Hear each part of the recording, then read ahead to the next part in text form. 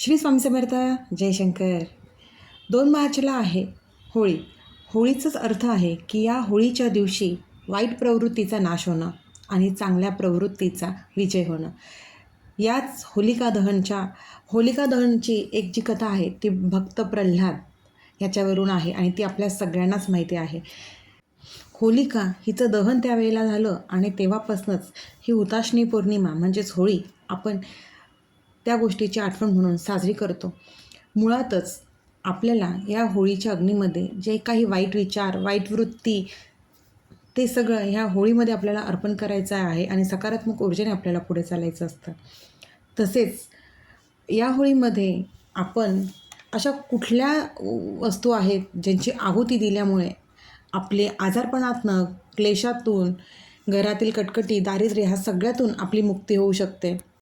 सगळ्यात आधी तर आपल्याला होळीमध्ये आपले वाईट विचार, नकारात्मक विचार, जे काही आपल्याकडे जे काही वाईट आहे ते सगळं होळीमध्ये त्याची आहुती आपल्याला द्यायची आहे.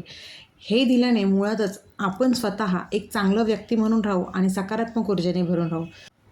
या दिवशी होलिका दहनाच्या अग्नीला अनन्यसाधारण महत्त्व असतं आणि शास्त्रानुसार या अग्नीमध्ये आपण काही गोष्टी अर्पण केल्यास जीवनातील आपल्या काही समस्या आहेत त्या नष्ट होण्यास, भस्म होण्यास नक्कीच मदत होते.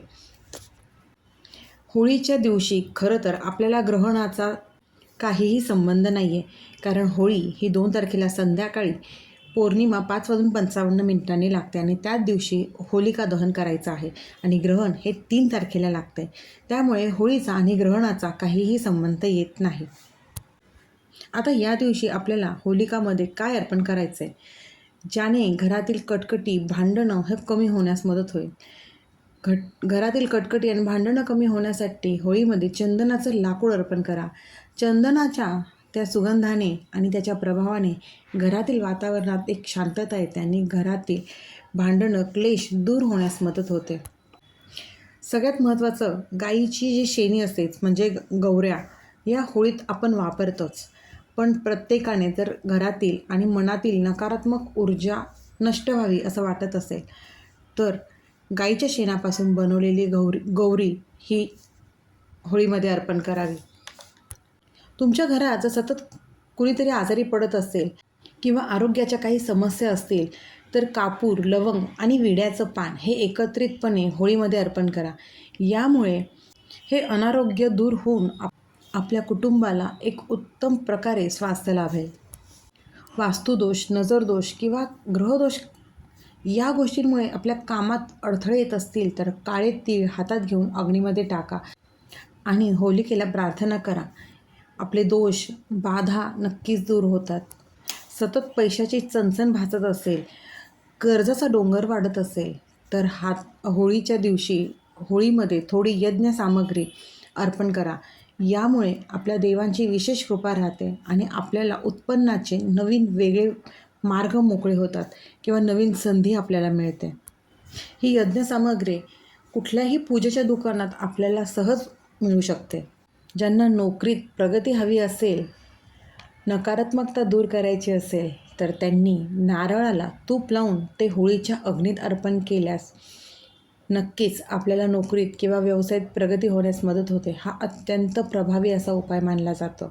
आणि सगळ्यात महत्त्वाचं जो आपण प्रत्येकजण करतो तो म्हणजे होळीच्या अग्नीत पुरणपोळी अर्पण. पुरणपोळी अर्पण केल्याने घरातील पितृदोष तसेच ग्रहदोषाची तीव्रता कमी होऊन आपल्या आयुष्यात समृद्धी येण्यास मदत होते. हा महानैवेद्य अर्पण केल्याने घरातील क्लेश दूर होतात आणि कौटुंबिक नात्यात पूर्णासारखाच गोडवा निर्माण होत असतो. वर्षभरात अन्नाची कमतरता भासू नये म्हणून हा कृतज्ञतेचा विधी आपण करत असतो. आपल्या प्रत्येक सणाला आपण ती निसर्गाची, देवाची कृतज्ञता म्हणूनच आपण तो सोहळा साजरा करत असतो.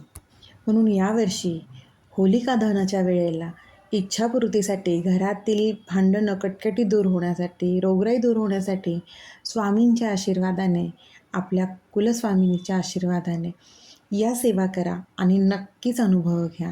कुठलीही सेवा करताना ती श्रद्धेने आणि विश्वासाने करायला हवी. कष्ट कर्म प्रामाणिक असायला हवेत. आपले कष्ट कर्म प्रामाणिक असतील, आपल्या सेवेवरती आपल्या स्वामींवरती विश्वास असेल, आपली श्रद्धा अतूट असेल, तर आपण केलेली ही सेवा याचं आपल्याला नक्कीच उत्तम रीतीने फळ प्राप्त होत असतं. श्री स्वामी समर्थ. अशक्य ही शक्य करतील स्वामी, अशक्य ही शक्य करतील स्वामी.